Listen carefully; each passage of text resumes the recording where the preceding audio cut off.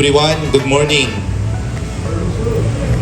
Ngayong umaga ay muli nating gagawaran ng pagkilala ang ating mga kasamahan bilang lokal na pulisya ng lungsod ng Valenzuela dahil sa kanilang mga kahanga-hangang ipinamala sa pagsiservisyo.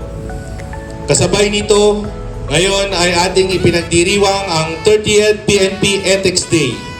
Let us all strive and bestow excellent service for the people para sa serbisyong may pagkakaisa, integridad at kasanayan tungo sa mapayapa at maunlad na pamayaran.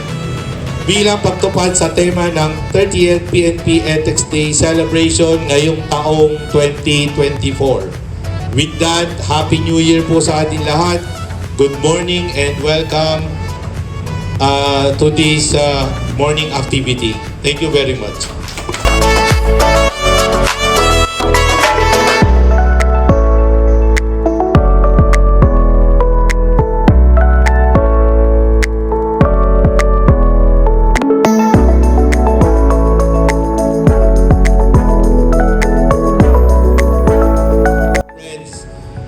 Ladies and gentlemen, I feel very proud to present to you Attorney Ulysses L. Gallego Sr.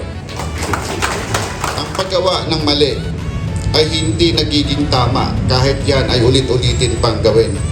Ang mali ay mali at hindi nagiging tama sa paggawa o paggawa ng paulit-ulit nito na walang nakakakita o walang nakakarinig sa ating mga ginagawang pagkakamali. Pero may iisa na nakatingin sa atin. Yan po ang Panginoon natin. At mananagot po tayo sa Kanya.